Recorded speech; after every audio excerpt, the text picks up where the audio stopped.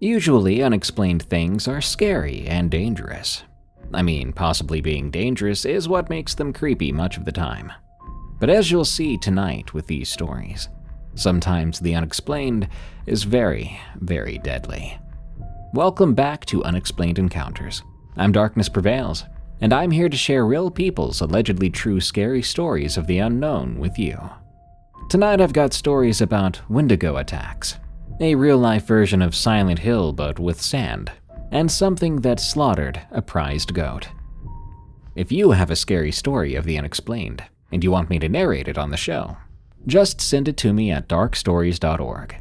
And while you're at it, leave a follow and review of Unexplained Encounters on Spotify and Apple Podcasts. Thank you. Now, let's begin. I spent the weekend with a family friend. Needless to say, I'm not going back. From Colonel Howard. This traumatic experience occurred in northern Michigan in late 2018 when I was 13, so about 6 years ago as of writing this. Me, my mom, and my grandmother, and my stepdad all planned a weekend vacation to visit a friend whom my mom had met that past summer while traveling the UP, or Upper Peninsula. We had a week to prepare, and to say I wasn't thrilled about this trip would have been an understatement and a half, as I was not a social kid, and I'm still not a social person now. This was early November, and Red Dead Redemption 2 had just released. I was not about to leave it for a weekend over some random woman my mom had met not 5 months prior. We lived in the southern regions of Michigan, so the drive up there took about 7 hours, and I was losing my mind sitting in that cramped car for all that time. I kept myself occupied, switching between Dinosaur Simulator on Roblox, watching YouTube, taking naps, typical road trip fare.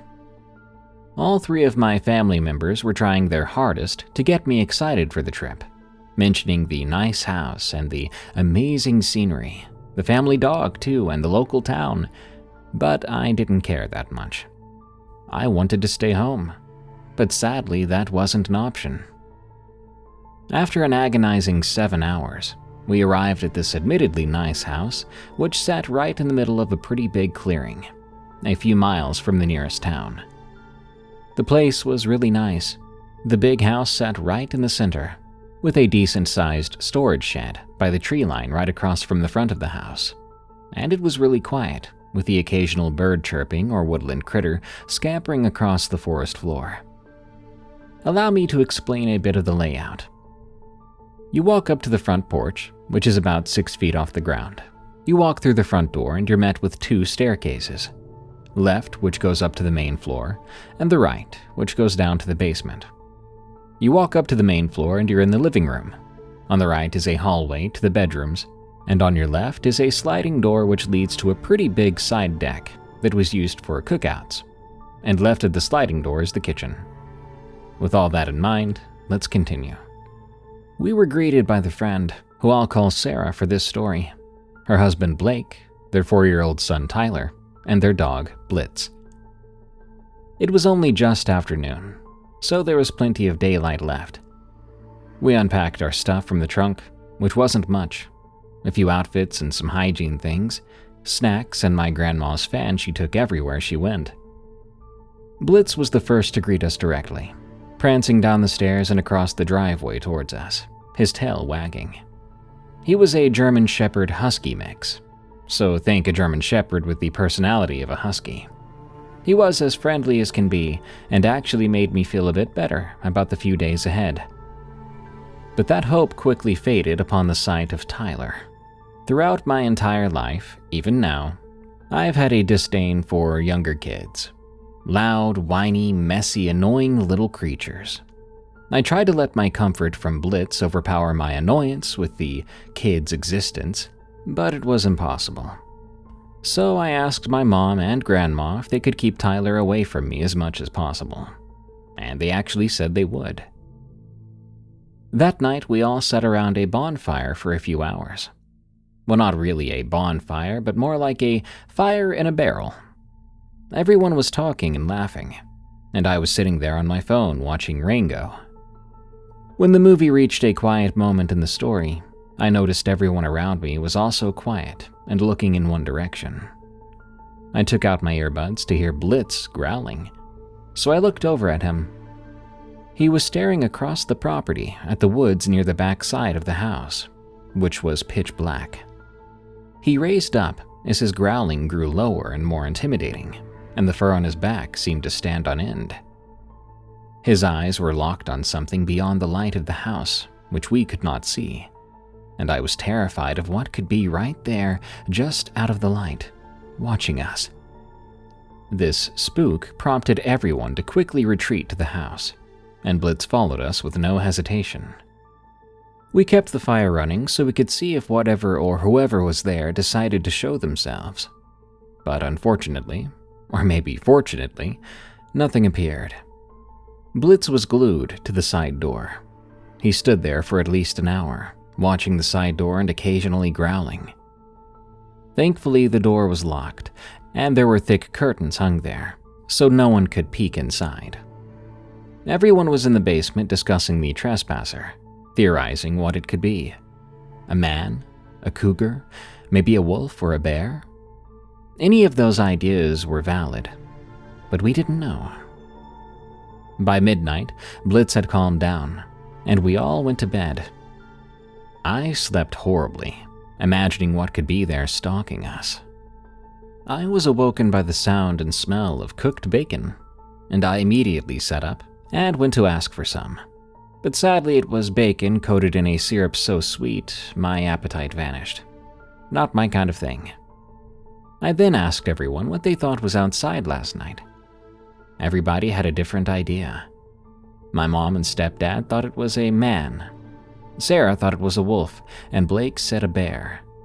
But I thought it was a coyote, since I was terrified of them from when I grew up in Tennessee. That day was when things really started to get strange, making me doubt it was a coyote. There were claw marks on a few of the trees in the direction that Blitz had been growling at the night before, but no footprints that might suggest who the culprit may have been. But the claw marks themselves were about 6 feet off the ground. So we concluded that the cause of our fear was a black bear, and we moved on. We were all still anxious if the bear might come back, so we stayed inside that day. Everyone was chatting up a storm in the basement, and I sat on the couch with Blitz, eating some chips and watching YouTube on the TV. We were just chilling, when suddenly Blitz shot up and looked over at the kitchen, and as if on cue, we heard a scraping noise coming from the kitchen. Blitz started to growl, so I slowly stood up, and I began to creep over to the kitchen. I realized the noise was coming from outside. I immediately panicked, because the sound was coming from between the wall between the stove and hood. That area outside was about 8 feet up. The sounds were like some claws being dragged across the wood, like large claws scratching the wall only a few feet away from me. I quietly crept away from the kitchen, into the living room, down the stairs, and back to the basement where everyone was still talking and hanging out. I must have looked visibly frightened, because everyone stopped talking and looked right at me. And I told them what I heard. Something was scratching the wall outside the kitchen, and it was above the stove. I asked them what could be that tall to reach that spot. So my stepdad and Blake both got up and went to the door, looking outside to see what was making the noise. But they didn't find anything. That part of the house is visible from the front porch, so they would have seen what was making the noise. But whatever it was had run off by then. Blitz and I stayed in the basement with everyone else for the rest of the day. I genuinely considered sleeping with a knife because I was so paranoid after that, scared that whatever it was could be right outside at any point, and I wouldn't know, not until it was too late. Later in the evening, we were walking Blitz outside, when, out of nowhere, his head locked on a part of the woods to our left, and before any of us could react, he bolted into the woods after whatever he saw, barking and snarling as he vanished into the shrubs. My stepdad and Blake both ran into the house and came back out with guns.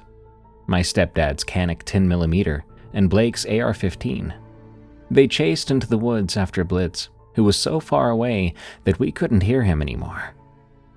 My mom, grandmother, and Sarah were panicking. Tyler was crying, and I was just stunned. I knew whatever Blitz charged after was the same thing that was scratching the kitchen wall, and I knew it could be no simple black bear. We didn't see either of the men or Blitz for the rest of the night. Everyone was crying, worried that they could be hurt or worse. They did try to call the police, but they wrote us off by saying it was probably an animal and that the men would probably find their way back soon. They told us to stay inside. My mom did, however, leave the side door unlocked in case the men came back, and that is a decision that will haunt me for the rest of my days. I wanted them to leave it shut, but I knew they'd be mad if I suggested the idea of leaving my stepdad and Blake out in the cold all night. So I decided not to protest, although I should have. That night would become the worst and most traumatizing night of my life, and I would give anything to forget it, but it seared into my brain. I couldn't sleep that night. I stayed up, lying on the couch for probably 3 hours straight, trying my hardest to fall asleep, but it was impossible. I was wide awake the entire time, which, looking back on it, was probably a good thing, for the sake of me staying alive. Around 2 a.m. or so, I heard the sound of footsteps on the deck, walking up the stairs. My relief was quickly overtaken by terror when I noticed that the footsteps weren't coming from shoes or boots, but something that sounded like hooves, like if a horse had been walking up the stairs. The footsteps were loud, so whatever it was big. And it was big enough that it only took 4 steps before it was on the deck, and that staircase had 15 steps. Thankfully, we had the curtains closed, so it couldn't see in, and there were no lights or visible moon, so no silhouette either. I heard it walk around on the deck, heard it smelling the air, like it was searching for something. Its sniffs sounded similar to the T-Rex sniffs in Jurassic Park. They sounded like they belonged to a large animal. I then heard it moving the table around, scraping its hands on the grill. It sounded like it was curious. I wanted to get up to grab a knife or alert the others, but my eyes were glued to the curtains, and my butt was glued to the couch. I didn't even want to breathe in fear that it would somehow hear me. I almost had a heart attack when I heard the thing walk towards the sliding door, and I practically had a heart attack when I remembered that my mom had, in fact, left the sliding door unlocked. So, like a little kid, I hid under the covers with only my eyes peeking out, and as I expected, the thing started fiddling with the door handle, and eventually, it figured it out. I heard the door slide open. Cold air blew in from the night, filling the room with a deafening silence and eeriness.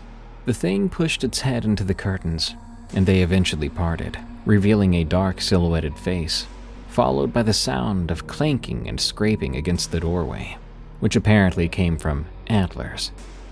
The thing pushed its head in through the curtains extremely slowly, almost like it was trying to create a dramatic entrance. I started to cry quietly, the hardest I've ever cried in my life though, but I made darn sure I didn't make any noise. Thanks to a small nightlight on the wall, its face became more visible, and I could make out more features. Features I wish I couldn't see. Its face was a skull, with bloodied patches of skin and or fur, and the snout of the skull looked like it had been broken off to form sharp teeth-like protrusions. It didn't seem to have eyes, just dark, empty circles, soulless little circles. Its antlers were huge. I couldn't count how many points they had. No wonder they got caught in the doorway. It slowly crept further into the house, and I could see that it was walking on all fours. It clearly was too tall to walk on 2 legs in this house. Its claws definitely looked like they could make a loud scratching sound outside a kitchen wall. I was hit with this putrid stench of rot. You know, the awful smell that rotted store-bought chicken has after it's been sitting in your fridge for too long. Imagine that, with a hint of feces thrown in there for good measure. I could see it sniffing around on the ground and in the air. I don't know what nose it was using to smell with, because it didn't appear to have a nose. It was still coming towards me, now no more than 10 feet away.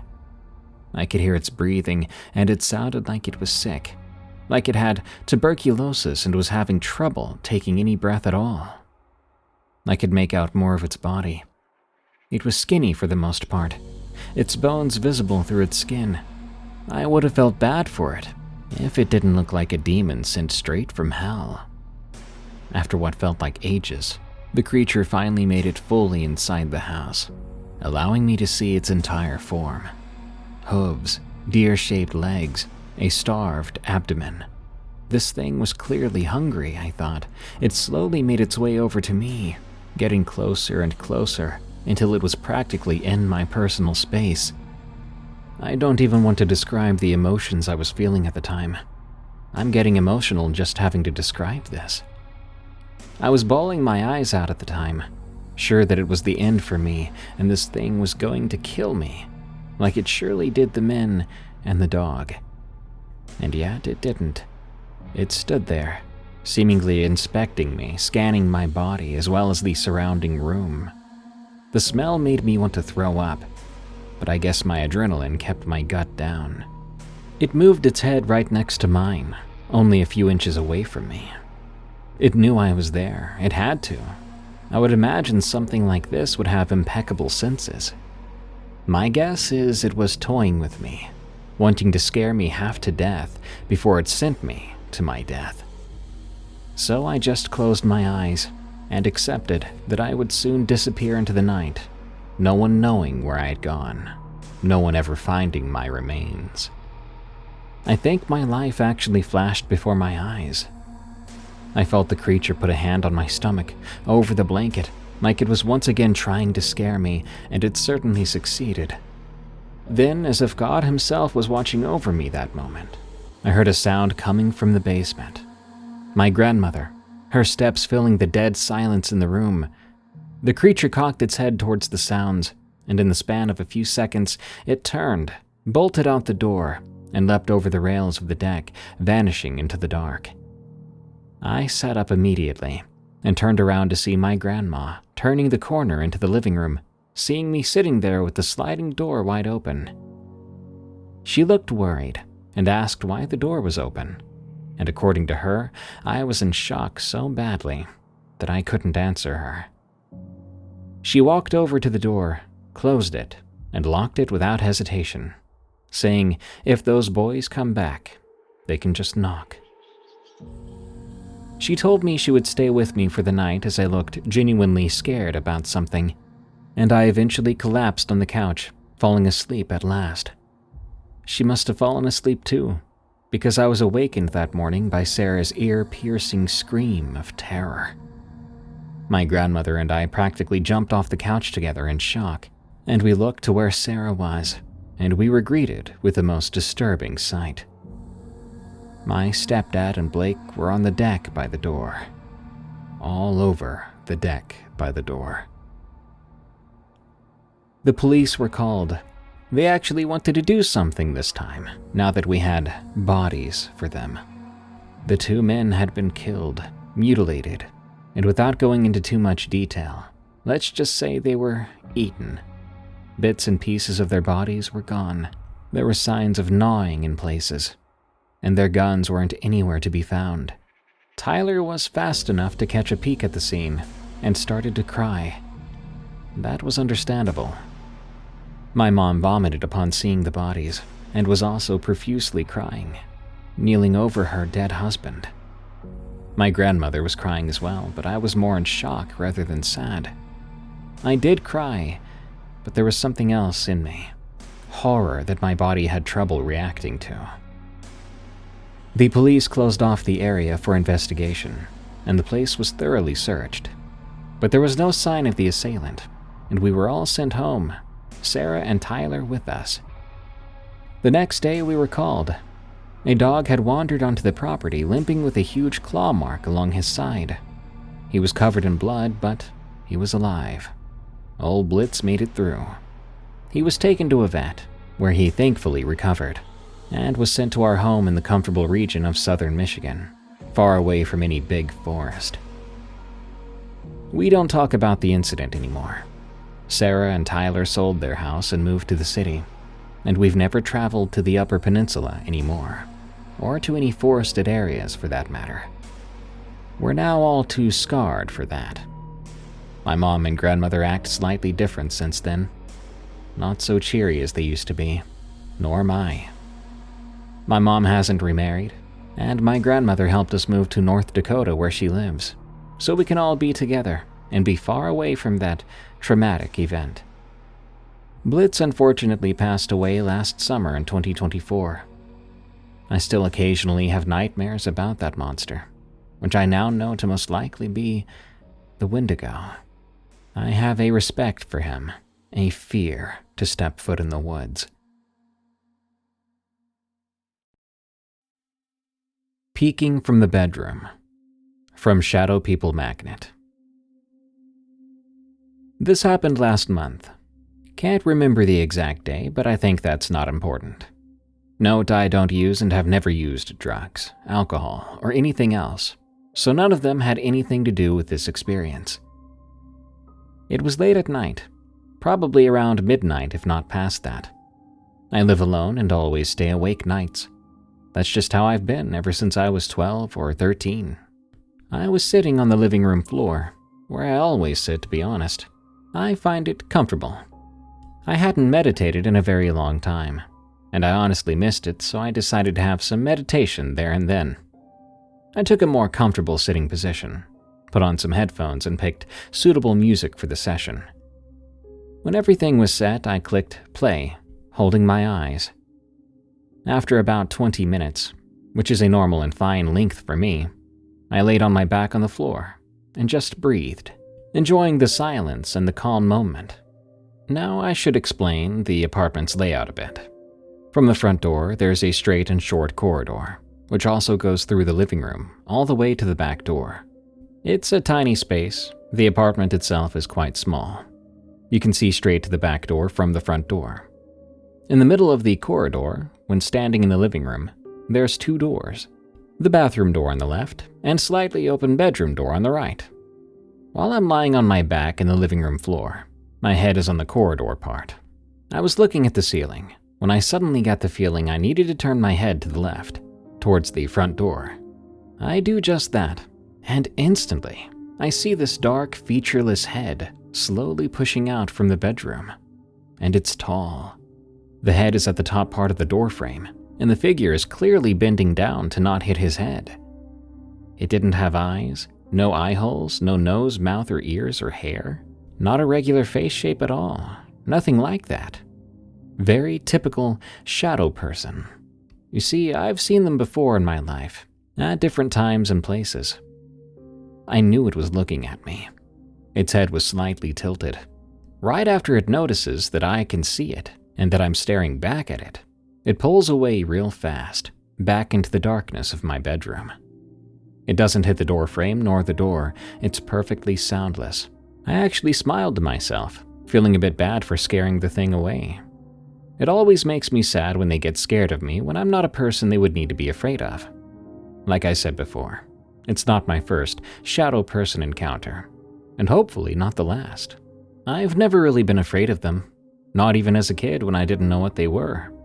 I saw my first one about 25 years ago, and none of them have ever tried to harm or scare me in any way either. Not even during one occasion when one got right in my face to stare at me when I was pretending to be asleep. The ones I've encountered so far have always been curious, shy, and friendly. They're more like shy kids than anything. Prize-winning goat. From Sabastian. This is my dad's story. My dad was around 12 years old at the time, so it was sometime in the late 80s, and he was living with his dad. They were all over the place as his dad was a trucker, but one of his relatives was nearby, and his dad wanted to go see her. She lived on the slope end of a mountain out by Death Valley near his hometown. When they got there, they welcomed them in with hugs and food. They had this beautiful snow-white goat tied to a post in the front yard, which faced the mountain. It was a small house, only one story, a 4-bedroom place with a picture window in the living room and a TV. His dad ended up arranging to stay the night there, and my dad had no problem with this either. His father was not a good man. He was very violent and took nothing from no one, so he never argued with him if he'd already made up his mind. Sometime around 11 p.m., they were all in the living room watching TV. It was my dad, his dad, 2 of his cousins, and his aunt. They started to hear something weird in the front yard, and my dad, as well as his 2 cousins, opened the picture window curtain and saw the goat being ripped apart by what appeared to be a pack of wolves. His dad grabbed his 12-gauge shotgun and threw the door open, screaming at the beasts. He pointed at the ground and put a shell in the floor. Most of the wolves ran, but one of them stayed, and it stared at his dad, so he pointed the shotgun right at it. That's when they saw something my dad can only say was a werewolf. My dad and his cousins watched from the window as this giant wolf stood on its hind legs, mouthed something, then turned around, dropping to all 4s. It ran up the mountain faster than he thought any animal could move. His dad was white as a ghost when he walked inside. They locked everything, all the windows and doors, and they stayed up all night, only leaving after sunrise. A good 3 years later, my dad and his friends are talking about a fair-like thing that was happening around Halloween. It was something they'd all wanted to do, and they saved up the money for the tickets and went together. All of them knew he was afraid of werewolves, and they told him to go through this 3D maze with uneven ground that made you feel off balance. It was called the Wolfman's Lair. There were people jumping out, small rooms with people that had chainsaws and tasers. As they were walking, some girls who were terrified joined their group, and they kept walking. It was fun until they got to the short hallway with an office at the end, and a man at his desk with a window at the back of the room. They stopped because they were unsure if he was stuck in the maze or if he was an actor. My dad asked what he was doing, but he got no response. Then the moon shined through the window in the room, and he started to act weird. He began to scream and roll around on the ground. Then my dad watched this guy turn into a weird half-man, half-wolf thing. Then he was out of sight for a couple of seconds, only to jump right back out at my dad, who responded with the hardest punch he could muster, hitting him square in the jaw. He felt it crunch under his fist, and he felt bad right away. They got escorted out, and they were told that the transformation was fake, part of an act. They were banned for life after that, and my dad got an earful from the group. But he's never seen anything like it since.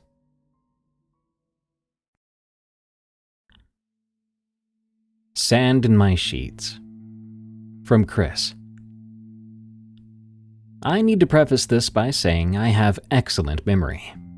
I'm not saying photographic or anything like that, but I can remember things from when I was very young with unusual clarity. My parents used to show me off at parties. "Chris, tell them about your 2nd birthday." And I would recite details about the cake, the guests, even what cartoon was on TV that morning. So when I tell you I remembered what happened between ages 3 and 5, I'm not reconstructing or filling in blanks. I'm telling you that I remember. What I'm about to describe to you were not dreams. I know people will think they were childhood nightmares or sleep paralysis, whichever explanation makes you feel comfortable. But dreams don't work the way these did. You wake up from dreams. You fall asleep before having a dream. And dreams don't leave physical evidence. These incidents stopped almost immediately after my 5th birthday, and they never came back. I'm 34 now, and I still often think about them. It's not really one of those kinds of things you can put behind you, and you'll understand why very soon. The first time I remember it happening clearly was when I was 3, maybe 3 and a half. We lived in a split-level house somewhere in the Midwest. I won't say exactly where. My bedroom was at the end of the hall. My parents' room was next to mine, bathroom across from theirs. Normal suburban layout. I'd gotten up to pee. Little kids do that, waking up in the middle of the night, needing to go to the bathroom. I padded down to my parents' room and woke up my dad. He was always the lighter sleeper. I told him, "Daddy, I need to go to the potty." He mumbled something, got up, opened the bathroom door for me, and turned on the light. He would always wait right outside the door for me to get done, so that I wouldn't get scared. The bathroom had this harsh overhead fixture that made everything too bright. I recall having to squint when I walked in. I then did my business, washed my hands like I'd been taught. Then I opened the door to go back to my dad. But when I did, I didn't step into the hallway. The door opened up into darkness. Not regular darkness like your hallway at night, but complete dark. I stood there in the rectangle of bathroom light, looking out at nothing. The air smelled different, like it was dry and metallic. I took a step forward, expecting to hit the hallway wall. Instead, my foot sank into something soft. On my bare feet, it felt like sand. Coarse sand working its way between my toes. And when I looked down, that's what I saw. I was barefoot at the time, wearing my dinosaur pajamas, and somehow I was standing there in sand. I looked up then. I didn't see my usual ceiling or walls, just a sky that wasn't quite black. There was a moon, but it was bigger than the usual moon, and too low to the ground. It was also red, not that orange red like the harvest moon, but more like watered-down blood. It gave off just enough light to see that I was in a desert that went on as far as I could see. I need to emphasize something here. Though I was about 3 years old, fully awake, knowing that this was wrong, but I also knew, with that weird certainty that little kids sometimes have, that I simply needed to keep walking, that if I kept walking, everything would be okay, that I would find my way back. So I walked. The sand was everywhere. Some areas packed hard, others soft enough that I'd sink to my ankles. There was no wind and no sound, except my own breathing and footsteps. The crimson moon didn't move in the sky. I'm not sure how long I walked. Time felt different there, stretched out and compressed at the same time. Eventually, the sand under my feet started to feel firmer, more solid, and then it felt like carpet. The darkness began to lighten a bit, and before long I could make out walls materializing around me. Then I was standing in our hallway. The bathroom door was right there, the lights still on, my dad standing in the doorway looking confused. I remember him looking down at me. "Where'd you go, buddy? I turned around and you weren't there." I didn't know how to explain it. I was only 3. I just said I got lost, and he tucked me back into bed. But I knew I'd been walking in that desert for at least 20 minutes. To my dad, he acted like I'd only been gone for a few seconds. Then, another event happened 2 weeks later. This time I was fully awake, playing with blocks in my room. I reached under my bed to get a block that had rolled away, and when I pulled my head back out, the room was gone. I was in the same dark place with the same crimson moon and the same endless sand. This time I found something else though. Cliffs. They rose out of the sand like walls, but when I touched them, I remember they felt like cold metal under my hands. They were smooth and went up further than I could see. I followed the cliff face for what felt like hours, my hand trailing along the surface, until suddenly I was back in my room, my hand pressed against my bedroom wall, and my mom calling me for lunch. These episodes happened maybe once a month, occasionally more. I never knew what would trigger them. Sometimes it was as simple as walking through a doorway. Sometimes I would blink and be there. Once it happened when I crawled under the kitchen table to get a crayon, and I emerged in that desert instead of to the kitchen. I tried to explain it to my parents, but they thought I was describing some nightmares I had. "You have such vivid dreams, sweetie," my mom would say. But I wasn't sleeping. I was awake every single time it happened. The worst one, the one that still makes me check under my bed at 34 years old, happened just before my 5th birthday, so luckily it was one of the last.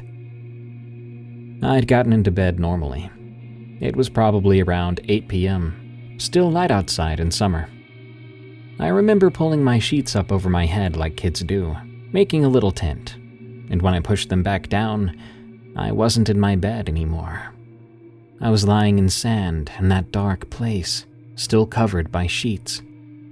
The red moon was directly overhead. I sat up, and my sheets fell away, disappearing into the sand like they never existed. I had a choice: stay where I was and hope I'd snap back to my room, or get up and walk like I always did. I chose to walk. I think that may have been a mistake, or maybe that's what saved me. I went on walking for maybe 5 minutes when I found another cliff wall. This one was different though. There were markings on it, either scratches or weird symbols. I couldn't tell in the red light. I was studying them when I heard it. Steps, but not normal steps. There was a deep and heavy step, then a drag, step, then a drag, like something with one good leg and one that wouldn't work right. And I heard breathing too, wet and ragged breathing. There was also another sound that made my 3-year-old mind go blank with terror. Teeth clicking and grinding, like someone chattering from cold but aggressively, possibly even hungrily. I ran, not looking back. I just ran along the cliff face as fast as my little legs could take me. The sound followed, though. Step, drag, getting faster. The breathing got louder, the teeth clicking frantically now, like whatever owned them was getting excited. I couldn't see where I was going. The cliff curved, then suddenly, it wasn't there anymore, and I ran straight off an edge that I didn't know was coming. I fell through red-tinted darkness, and I hit sand hard enough to knock the wind out of me. I rolled down a dune, and then I was under my sheets, in my bed, in my room, safe. But it wasn't the same, because there was sand in my bed and in my pajamas and in my hair, even between my toes. Coarse, red-tinted sand that definitely hadn't been there when I got into bed earlier. There was a lot of it, like someone had dumped a bucket of sand right under my covers. I lay there, completely still for about an hour, too scared to move, scared that if I did anything I'd be right back there. I was horrified at the idea of that thing with the dragging step following me again. Eventually, when nothing happened, I carefully got out of bed and I tried to scrape all the sand onto the floor. There was so much of it. I used my hands and my pillowcase too, anything to get it out of my bed. The next morning, my mom was furious. "Chris, what is all this?" There was sand everywhere, all over my carpet, ground into the fibers. She made me sweep it up, vacuum, then sweep again. She kept asking where it had come from. Did I bring it in from the playground? Did I carry it home in my pockets and she simply didn't notice? I tried to tell her about the dark place, about falling into the sand. She thought I was making up stories to avoid getting into trouble, but she was confused too. We lived nowhere near a beach. The playground at my preschool had wood chips, not sand. There was no logical explanation for pounds of sand to just spawn in my bedroom. She must have talked to my dad about it, because that night they both sat me down, asking me very seriously about where the sand came from. I think they were concerned about someone coming into my room, or that maybe I was sneaking out at night. I stuck to my story. I was just a little kid. I told them about the dark place, the red moon, the thing that chased me. They exchanged the kind of looks parents do when they think their kid might need therapy. But here's the thing. After my 5th birthday, it stopped. completely. No more dark place, no more red moon, and no more sand. Like whatever door I'd been accidentally walking through had been permanently closed. My parents have never brought it up again. The sand incident became one of those family mysteries that no one talks about. Remember when Chris's room was full of sand that one time? So weird. And that's it. Subject closed.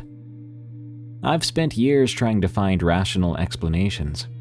Maybe I was sleepwalking and somehow got sand from somewhere. Maybe I had some kind of childhood psychotic episodes that resolved themselves. Maybe it was elaborate false memories, though that doesn't explain the sand. But I know what I experienced. I know I walked in that place, and I know something was coming for me. It was real enough to follow me home, even if it was just sand. Even now, I sometimes dream about it. Actual dreams, the kind you wake up from. And let me tell you, when I do wake up from them, I'm so happy. The Thing in the Water. From Robbus, Bobbus. Summer 1998, I turned 15. My parents had just gotten divorced, and neither of them wanted to deal with me while they were sorting out their new lives. That's how I ended up at my grandparents' place on the Gulf Coast of Florida for what was supposed to be just a few weeks, quote-unquote. But that turned into 4 months. My grandparents were retired and lived in one of those small beach towns that tourists drive through on their way to somewhere better. I'm not going to name it specifically, for the sake of privacy. But if you've been down to Florida's west coast, I think you'll know that type. There's a handful of seafood restaurants and some rental shops. And boy, are there a ton of retirees. Their house was a quarter-mile from the beach. It was a little yellow ranch house with halloui windows that never quite closed all the way. I didn't know anyone there, but school was out for the summer. Even if it wasn't, I would not have been enrolled there anyway, since it was supposed to be temporary. The local kids had their own groups, their own spots, their own inside jokes from growing up together. And I was just the weird kid from up north, staying with his grandparents. So I walked the beach every day, sometimes twice a day, usually early morning before the sun got too brutal, or in the evening when it cooled down. Just walking, throwing shells, thinking about how badly everything had fallen apart. My grandparents did their best, God bless their souls. They bought me a bike and suggested I join the summer basketball league at the rec center. But I wasn't interested. The beach was easier. The beach didn't require me to talk to anyone, except myself, I guess. The night it happened was in late July. I had just gotten off the phone with my mom. She'd called me to tell me that she and Dad had decided to make the divorce final. No chance of reconciliation. She said it like she was telling me about a dentist appointment. So basic and matter-of-fact, a done deal. I knew it was coming, but hearing it spoken to me like that from my own mother, it hit different. I went to my room, the spare room with a daybed and my grandfather's old golf trophies, and I cried. Not sobbing or anything overly dramatic, but quiet tears that made my chest hurt. Around midnight, I couldn't stand being in that room anymore. The house was quiet except for my grandfather snoring. I grabbed a flashlight from the kitchen drawer, but I didn't turn it on. I slipped out the sliding door, then out to the backyard. The moon was full that night, or close to it. Once I got to the beach, I didn't need the flashlight at all. The sand was almost white in the moonlight, and the Gulf was calm, with these little waves barely breaking on the shore. I walked north like always, away from the fishing pier and the few bars that stayed open late. That direction, it was just sand and seagrass and the occasional beach house, dark for the night. The beach curved slightly, and after about 10 minutes, I couldn't see any lights from buildings anymore. Just moon and water and sand. I was thinking about where I'd end up living. Mom's new apartment in Ohio or Dad's place in Georgia. Neither of them really seemed to want me. I was just another thing to have to figure out, like who got the dining room set. I stopped walking and just stood there, looking out at the water, feeling sorry for myself. A sound then came from the water, maybe 30 yards out. Not a splash exactly, but more like something breaking the surface slowly, like when you stand up in a bathtub and the water runs off of you. I looked toward the sound. The moonlight on the water made it easy to see shapes and movement. At first, I thought it was a dolphin. We'd see them sometimes in the early morning. Their fins would cut through the water. But this wasn't moving like a dolphin. There was something standing in the water. The Gulf is shallow for a long way out. Even 30 yards from shore, it can be just chest deep for people. But whatever this was standing far too tall for that. The silhouette looked like a person's upper body, but stretched out too far. The torso was quite long, like someone had grabbed a normal human shape and pulled it like taffy. It rose about 7 feet out of the water, swaying slightly with the current. I stood completely still, waiting for it to make sense. Maybe it was a pole or marker I'd never noticed before. Maybe some idiot was out there on stilts, trying to scare people.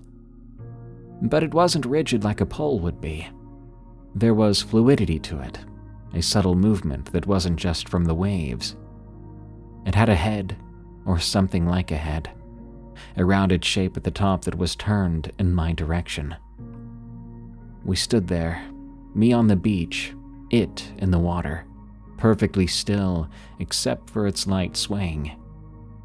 The waves made these tiny slapping sounds in the sand. Somewhere behind me, probably in the seagrass, insects were chirping. These were normal night sounds, but it made what I was looking at feel even more wrong. I don't know how long I stayed like that. Maybe 30 seconds or maybe 2 minutes. Time goes weird when you're scared, and I was scared, even though it hadn't done anything threatening to me. It was just the wrongness of it, the way it was too tall and too still and clearly focused on me, even though I couldn't see any features in the dark silhouette. Then I got this chill, not from the temperature. It was still probably 80 degrees out. This was a chill from the inside, from my brain finally processing that whatever this thing was, it was watching me, and it was big. It might have been watching before I even noticed. Maybe it had been there in the water every night I'd walked this beach, just far enough that I'd never noticed. My brain wanted me to leave, so I turned and started to walk back the way I'd come. Not running. Something told me not to run from this. I walked a normal pace, or at least I tried to. My legs wanted to move faster, but I forced them to stay as steady as possible. I made it maybe 50 feet before the urge to look back became overwhelming. Every instinct screamed at me to check if it was following, if it was coming out of the water to get me. But I still didn't look. Don't ask me how, but I knew that looking back would be a mistake somehow. The walk back to my grandparents' house felt like a punishment. Every sound behind me could have been footsteps. Every shadow could have been that stretched out shape coming towards me. But I didn't look back, not once. When I finally got to their backyard, I just went in the house. I stopped taking my walks for a while after that. My grandmother noticed too. She asked why I stopped. I told her I was going to get into reading instead. She was thrilled, even drove me to the library twice a week. That really helped, to be honest. A couple weeks later, I overheard my grandparents talking about something they'd heard on the local news. A tourist had allegedly gone missing, last seen swimming at night a few miles up the beach from where I'd been. They found his clothes on the sand, but they never found him. Everyone thought it was a riptide. It happens every summer. Maybe. But riptides don't stand 7 feet out of the water and watch teenagers on the beach. If you're wondering what happened to me, I ended up living with my dad in Georgia. I didn't go back to my grandparents' place in Florida, and they died a few years later, within 6 months of each other. The deaths were unrelated to this story. My mom ended up selling their house. Sometimes I Google Earth that stretch of beach, following it north to where I stood that night. It looks so normal in the satellite photos. The sand and water and nothing else that you might expect. I live in Colorado now, about as far from the ocean as you can get. People ask why I don't like beach vacations, and I tell them I'm not a beach person, or that I hate getting sunburnt. They laugh and say everyone loves the beach. Well, not everyone. Freaky time in Paris. From Baller72. I was traveling with a friend in Europe, and we were going as cheap as possible. We stayed at hostels and even did some work-stay places to make sure we had enough to cover almost 6 months. We had some pretty good times, and some really weird times. We were in Paris staying in a hotel for a couple nights before taking the train to Strasbourg. The place was pretty sketchy and seemed like an added wooden structure against a really old brick building. The part we were staying in had a long, badly lit hallway that had rooms on one side. The rooms had a small kitchen, which meant we wouldn't have to eat out all the time.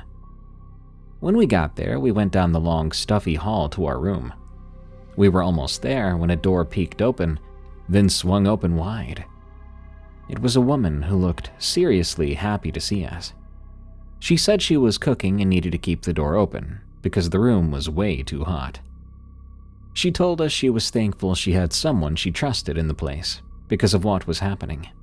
She said there was a crazy lady that comes into the hallway and just starts slamming doors, then stomps down the hallway, pounding on all the doors. She didn't know what the lady wanted. She figured she was just crazy. She had called for help, but the lady was gone when the manager came to check. That creeped us out, so we were very careful about coming into the hallway and pretty much ran down the dark hallway to our room. After a couple of days, we didn't hear or see that strange lady the woman had spoke of.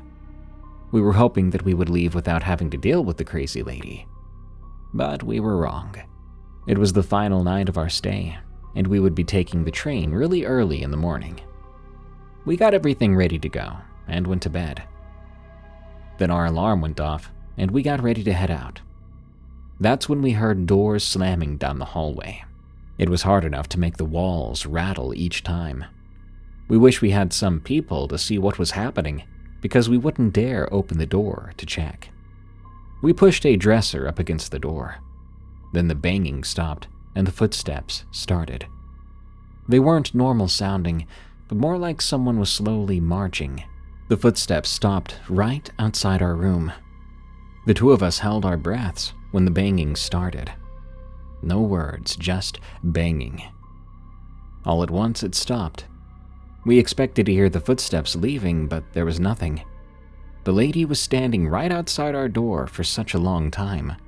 It was silent while we waited for her to leave. We didn't want to make a sound. We knew she was there, though. We didn't know what she wanted, and we weren't going to open the door to find out. Sadly, we ended up missing our train. We called the office, but nobody answered. We finally got the courage to open the door, despite never hearing someone walk away. There was no one there. We headed out, but we had to go down the dark hallway. It was the creepiest moment of my life. The entire time I thought the crazy lady would jump out of a room at us. When we got out of that building, we were shaking.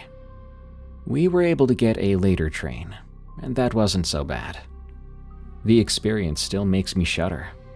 We had felt pretty confident about our travels through Europe until that happened. I'll always remember that long hallway and the crazy lady we never saw that made us miss our train. And why did we never see her? Why didn't we hear her walk away? I'll let you wonder about that. There were some pretty crazy stories today.